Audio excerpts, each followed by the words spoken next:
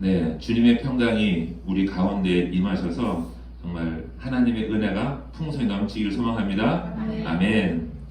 우리가 지난주에는 우리 모두가 죄로 죽었다가 하나님의 은혜로 다시 살아났던 사람들의 말씀을 드렸어요. 그죠?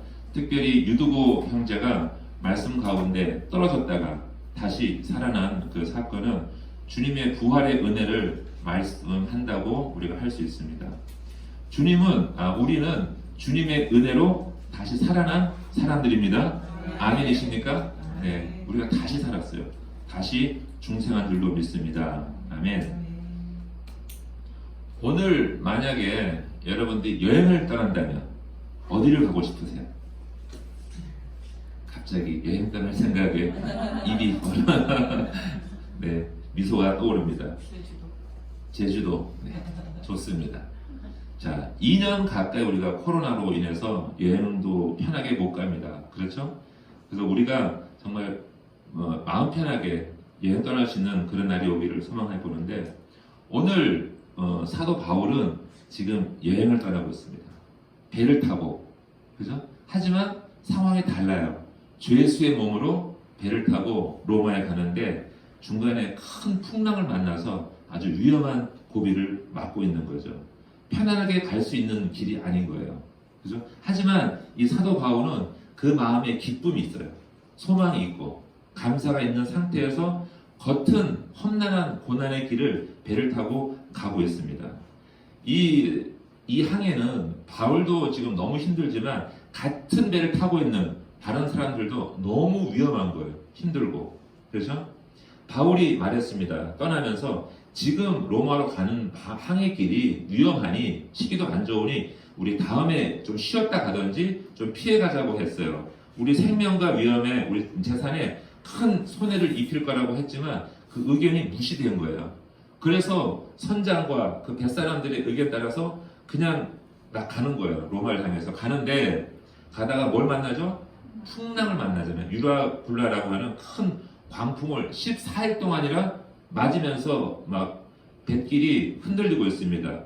그러다가 어느 한 섬에 만나서 한 섬에 달아서 목숨을 구하게 되었는데 그 섬 이름이 뭐라고요? 멜리데 섬입니다. 오늘 읽은 말씀. 그죠? 그 베니게의 언어로 그 페니키아 말이에요. 멜리데 섬은 피난처라는 뜻이 있어요. 피난처. 아주 좋은 이름이죠. 그리고 또한 꿀이 흐르는 곳이라는 의미도 갖고 있어요. 이 의미가. 이탈리아 반도 그 장화 모양처럼 되어 있는 끝에 시칠리아 섬이 있습니다. 시칠리아 섬. 그 밑으로 남쪽으로 95km 되는 지점에 섬이 있는 게 바로 이 섬이에요.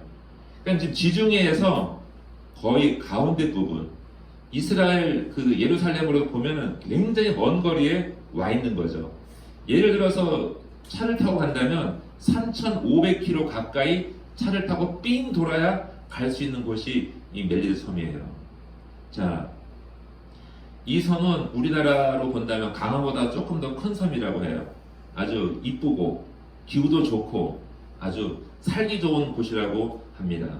하지만 이 멜리데 섬은 피난처라는 그 의미가 있지만 더 깊은 의미가 있어요. 이 섬의 이름을 우리는 전쟁터라고 바꿔야 돼요. 전쟁하는 곳이다라고 바꿔야 되는데 그 말씀 가운데 우리가 한번 뜻을 한번 찾아보겠습니다. 하나님의 뜻은 어디에 있을까요? 사도 바울, 하나님의 사명을 받고 말씀을 전하는 이 복음의 일꾼인 사도 바울이 죄수의 신분으로 당당하게 로마로 갑니다.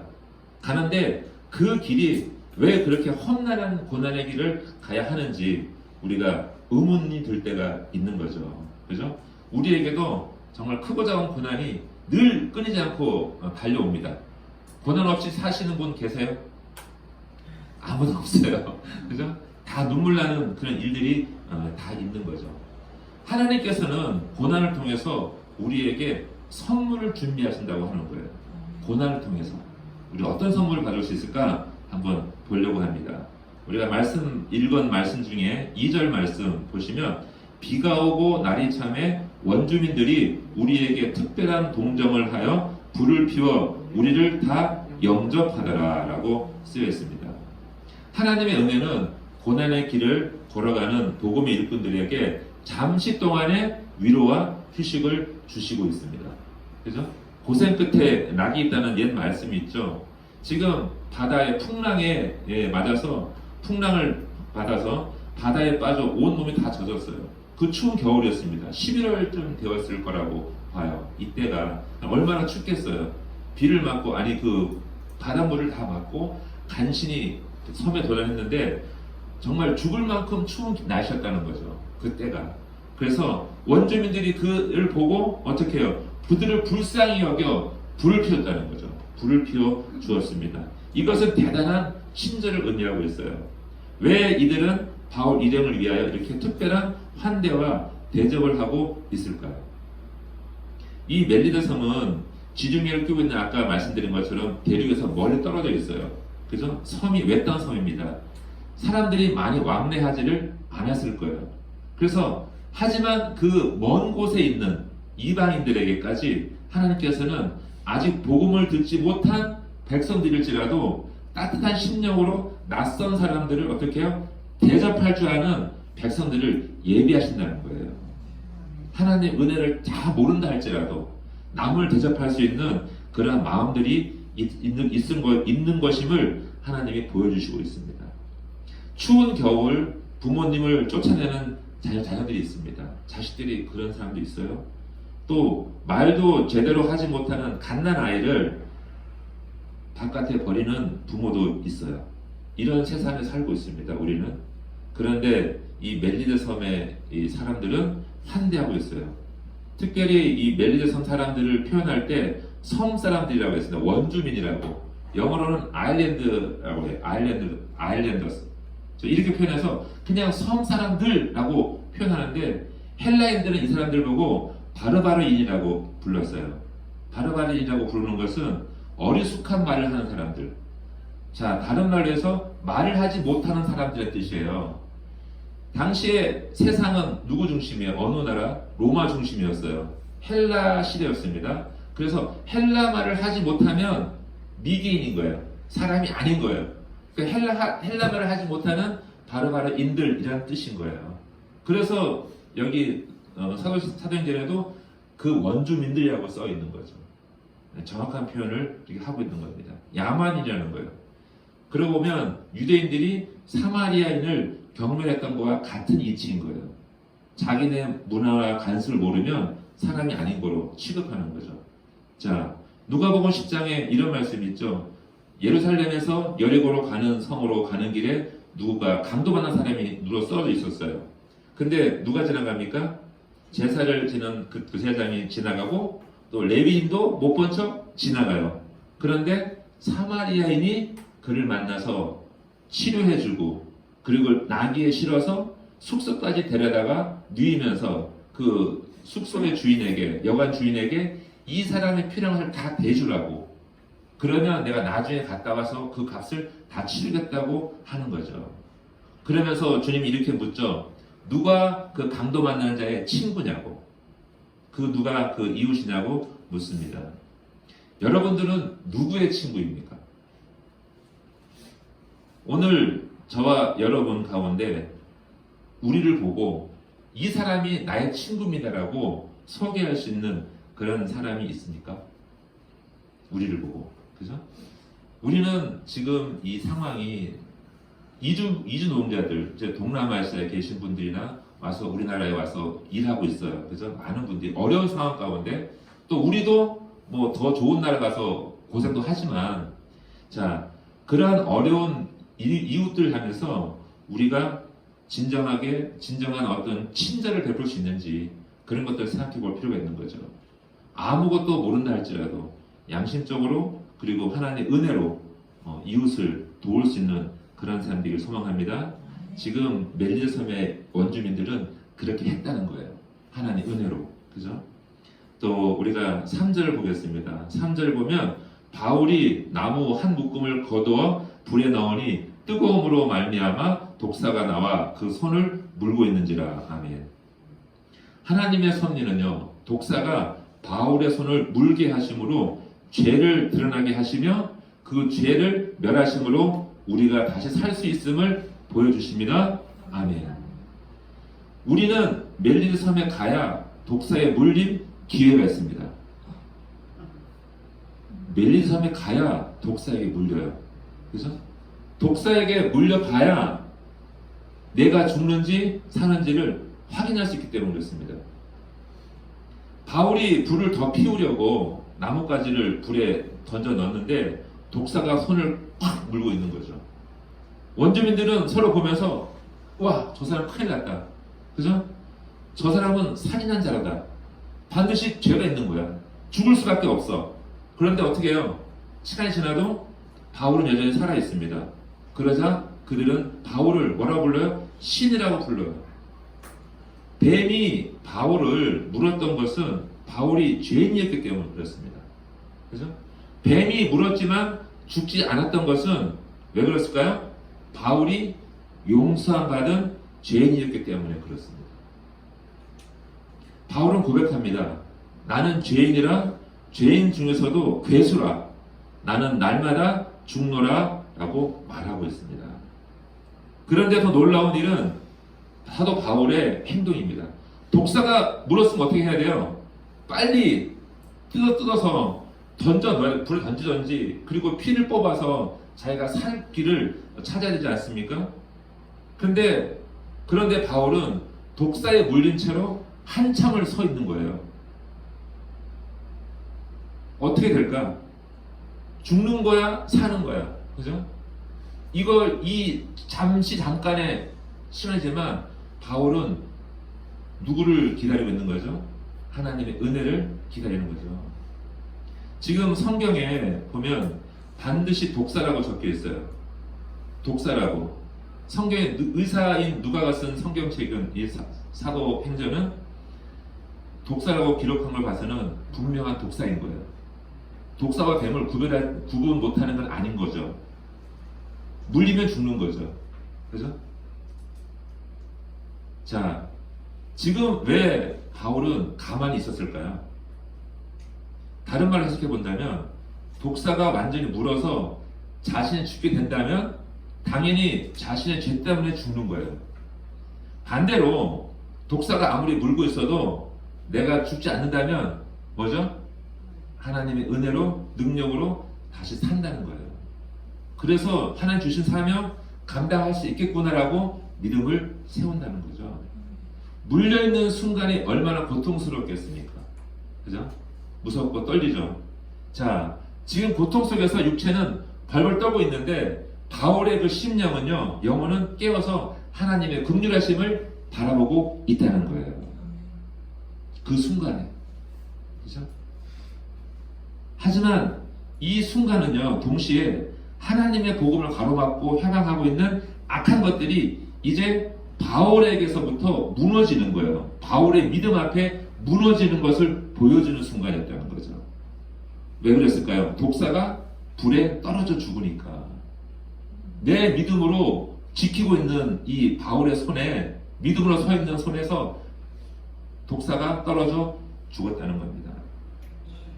독사가 만약에 제 손을 물었다면 저는 어떻게 행동했을 것 같으세요? 우리 권사님 지체하지 않으시고 나만 난리 쳤을 거예요. 저는 뱀만 지나가도 소름 끼쳐서 움찔하는데, 자, 만약에 독사가 바울과 같이 내 손을 물었다면, 자, 다시 한번 생각해 봤어요. 독사가 나를 조롱하고 비난하고 고발하는 그 악한 것들이 나에게 달려와서 독사가 물듯이 내 죄를 물고 늘어져요. 너는 처음부터 오랜 시간 하나님을 믿지도 않았고, 겸손하지도 않았고, 오히려 조롱하고 비웃기까지 했다는 그 젊었을 때의 상황을 쭉 얘기하면서 네가 어떻게 하나님을 섬긴다고 할 수 있어? 라고 나를 고소한다면 제 마음이 어떨까요? 그리고 지금 와서 하나님을 경외한다고 떠들고 다니는 모습이 가증스럽지 않냐? 그리고 세상에서는 온갖 거짓말이로, 속임수로 사람을 속이고 내 이익을 취하려고 했던 것, 그런 것들 많았는데 이제는 거짓말도 안 하고 양심적이라고 하는 것이 고작 이 정도냐?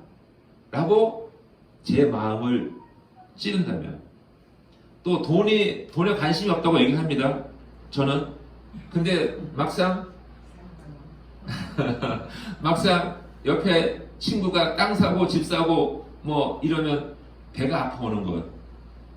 이것이 인간인데 너 그러면서도 네가 관심이 없다고 할 수 있냐라고 이 죄인들이, 이 악한 것들이 나를 고소한다면 제가 뭐라고 할 수 있을까요? 뭐라고 말할 수 있겠습니까? 그런데 이거를 부정하고 나는 지금 안 그래 라고 부정한다 할지라도 참으로 내가 그랬어 라고 인정하기 시작하면서부터 마음이 가라앉더라고요. 그래, 내가 죄인이지, 내가 그랬어. 하지만 지금 그래도 내가 시기하고 질투하고 할지라도 내가 돌이키면 내가 하나님 은혜를 구할 수 있고 내가 회개할 수 있어서 난 참 감사한 사람이야 라고 고백하기 시작하면서부터 저는 마음이 편해지더라고요. 내가 죄인인 거구나. 그리고 내가 오늘 죽어도 마땅한 죄인임을 인정하게 되더라고요. 내가 잘못했으니까 내가 벌 받아도 내가 할 말이 없어 라고 인정하게 되면서부터 마음이 가라앉고 평안해지더라고요. 자, 그때 알았습니다. 내 죄를 고소하는 악한 것들이 달려가서 너 죄인이지 라고 했을 때 죄인 아니라고 하는 것이 아니라 맞아, 나는 죽을 수밖에 없는 죄인이야 라고 고백하는 것이 이기는 거라는 겁니다. 그것이 회개하는 것과 같은 맥락을 갖고 있는 거예요. 그러자 말씀이 하나 떠오릅니다. 요한일서 1장 9절의 말씀이에요. 요한일서 1장 9절, 만일 우리가 우리 죄를 자백하면 그는 미쁘시고 의로우사 우리 죄를 사하시며 우리를 모든 불의에서 깨끗하게 하실 것이요. 아멘. 우리가 우리 죄를 자백하면 하나님께서 우리 죄를 사해 주시며 우리를 모든 불의에서 깨끗하게 하실 거라고 주님이 말씀하셨어요. 우리가 깨끗해서가 아니라 하나님께서 우리를 깨끗하다고 하신다는 거예요. 사랑하는 형제자매 여러분, 지금 여러 가지 모양의 그 악한 것들이 우리들의, 저와 여러분의 손을 물고 늘어지고 있습니다.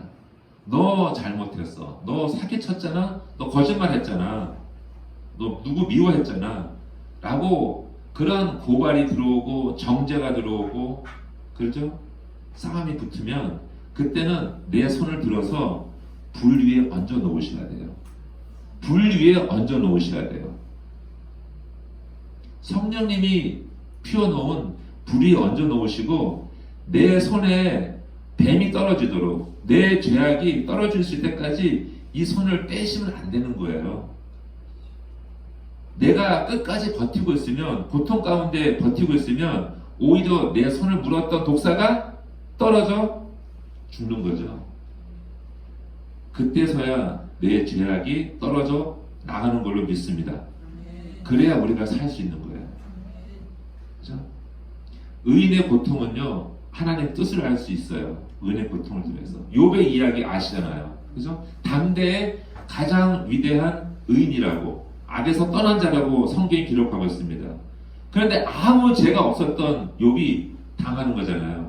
10 자녀가 몰살 당하고 양과 염소와 소가 한날에 다 죽고, 그죠?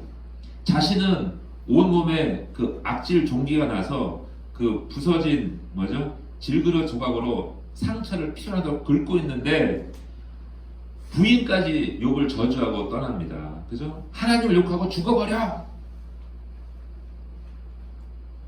하지만 욥은 그 모든 고난을 어떻게 해요? 그 자리를 지키고 받아내고 있는 거죠. 그럴 때서야 하나님의 은혜가 임하는 거죠. 욥이 고백하잖아요.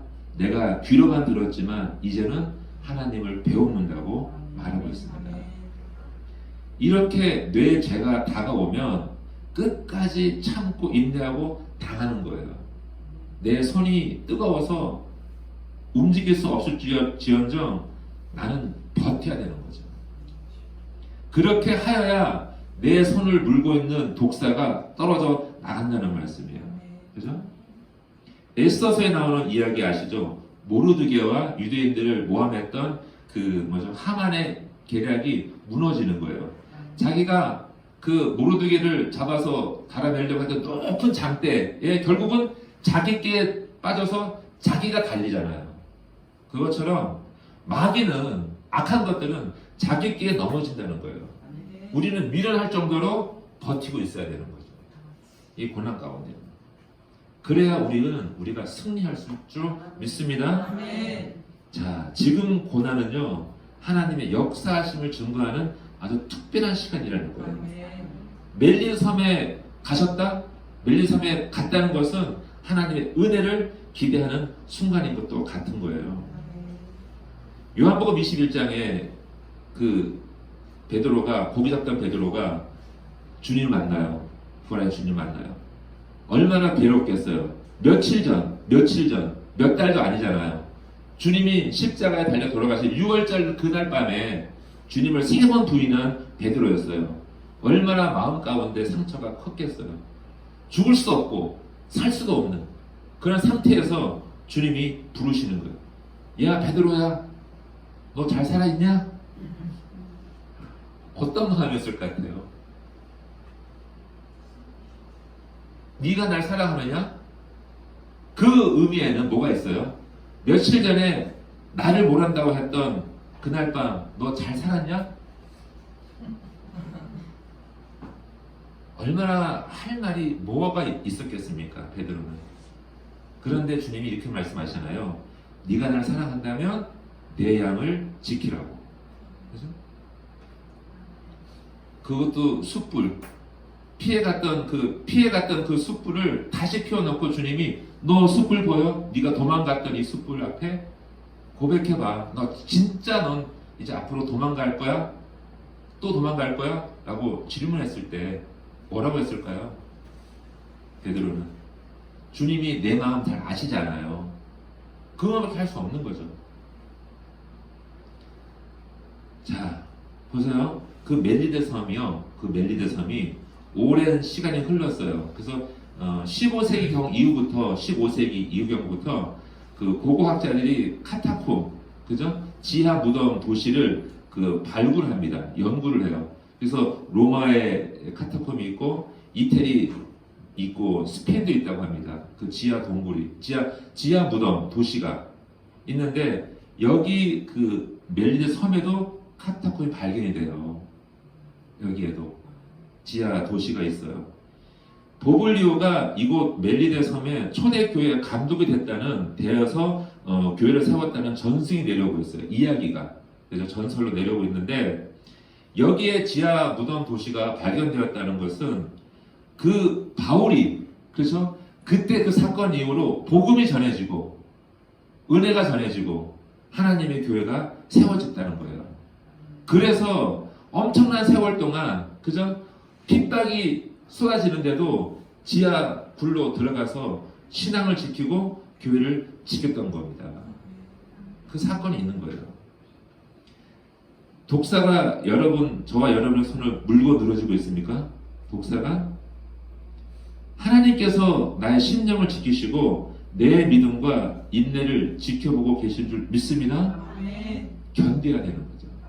견뎌야 되는 거예요. 내 죄를 모두 사하시고 정결케 하시며 주님을 위한 나의 사명을 발견하실 줄 믿습니다. 그래야 살아남는 거예요. 내 손을 뻗쳤을 때 나를 물고 있는 독사가 떨어질 때까지 내 죄를 고백하고 해결 때까지 버텨야 되는 거죠. 그것이 하나님의 사람이 멜리섬에 가야 되는 이유 중에 하나예요. 여러분들 멜리섬으로 가실래요? 안 가실래요? 거기 좋은데 좋다고 그랬잖아요. 제가요. 가야 됩니다. 우리. 거기 가서 만나야 돼요. 거기서 주님을 만나셔야 돼요. 8절의 말씀입니다. 보블리오의 부친이 열병과 이질에 걸려 누워있거늘 바울이 들어가서 기도하고 그에게 안수하여 낫게 하매. 아멘. 멜린 섬으로 가야 큰 기쁨과 소망의 맛을 볼 수 있습니다. 아멘. 멜리섬의 높은 사람인 보블리오도 바울 일행을 초대해서 살간한 접대를 해줘요. 참 좋은 분들이죠. 좋은 마음들이고. 그때 바울은 보블리오 부친이 병이 난 것을 안 거예요. 그래서 그를 안수하고 병을 낫게 해줘요. 보블리오의 부친, 아버지의 병을. 그 섬에서는 아무도 고칠 수 없었어요. 정말 죽음만 기다렸던 그 병을 이방 사람인 바울이 손을 얹고 기도해서 고쳐주었습니다. 그랬으니 어떻게 됐겠어요? 석 달 동안 복음의 소리가 울려 퍼졌겠죠. 예수 그리스도만이 우리의 생명의 주인이시고 우리를 영원한 천국으로 인도하실 분이라는 것을 밤낮 없이 사도 바울과 그 일행들이 복음을 전했을 것입니다. 아멘? 그렇게 해서 그 멜리섬이 복음화가 된 거예요. 그래서 수백 년 동안 복음을 지키려고 하나님의 말씀을 지키려고 땅 속으로 들어가서 지하 무덤 옆에 살 곳을 정하고 거기서 예배를 드렸다는 겁니다. 그죠? 석 달이 지나 로마로 출발할 때 보블리오는 바울 일행을 위해서 필요한 것들을 다 챙겨서 배에 가득 실어서 보내는 거예요. 그죠? 그 은혜가 넘치는 거죠. 사랑하는 우리 간사님, 오늘 굉장히 분위기 있게 예배 드리시는데 어떻습니까? 멜리섬으로 같이 가실래요? 네. 하나님의 은혜는요, 정말 우리가 예상하지 못하게 와요. 그죠? 찾아오시는데 우리가 궁핍하고 부족하고 연약할 때 찾아오시는 경우가 훨씬 많습니다. 이게 멜리섬처럼 멜리데 섬에 가는 것처럼 정말 죽을 목숨처럼 죽을 것처럼 해서 들어간 멜리섬이었지만 하나님은 채우세요. 은혜로 채우시고 소망으로 채우시고 지금처럼 먹을 것 입을 걸 가득 채워서 로마로 가는 이제 배가 다 준비됐으니까 로마로 가야 되는 거죠. 복음 전하러 바울이 가야 될 곳이 로마로 가는 거잖아요. 그걸 향해서 가기 위해서 이 섬에 있는 사람들이 다 동원해서 가득 채워서 보내는 거죠. 환송해 하고 있습니다. 저와 여러분이 가는 길에 하나님께서 이렇게 은혜로 채우신다는 말씀입니다. 아멘. 사랑하는 형제자매 여러분, 코로나19가 끝나면 어느 섬으로 여행 갈 계획이십니까? 어느 섬이요? 어느 섬이라고요? 멜리섬. 아멘. 그렇죠. 멜리섬으로 가셔야 돼요. 딴 데 가시면 안 돼요. 사도 바울과 하나님의 사람들이 고난의 파도를 넘어서 도착했던 섬, 그죠? 그 섬에서 은혜 받고 회개하고 회복되어서 로마로 가는 그 길목에 섰던 그 섬으로 우리는 가야 되는 거예요. 왜 가야 돼요? 하나님의 은혜가 있기 때문에 그러는 거죠. 자, 그러면 우리는요 매일같이 멜리섬으로 찾아가야 되는 거죠. 매일 하루 첫 시간에 멜리섬을 찾아가 하나님 앞에 고해야 되는 거죠. 하나님, 오늘 주신 은혜가 무엇입니까? 오늘 내가 회개해야 될 것이 무엇입니까? 내가 오늘 소망을 걸고 나가야 될 것이 무엇입니까? 라고 기도 시간이 바로 멜리섬인 줄 믿습니다. 그런 거예요. 그러니까 우리는 매일같이 멜리섬을 찾아가야 되는 거죠.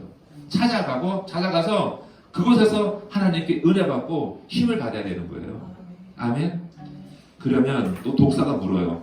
너 뭐 잘났다고 또 한 소리 하는 거야? 라고 할 때마다 예수의 이름으로 물리치시고 나는 죄인입니다 고백하고 나아갈 때 하나님은 놀라운 은혜를 부어주시고 지금 로마로 가야 할 바울처럼 우리에게도 사명의 길로 잘 가라고 힘있게 하나님께서 은혜 주실 줄 믿습니다. 아멘. 아멘. 우리 모두 멜리섬에서 만납시다. 아멘. 아멘.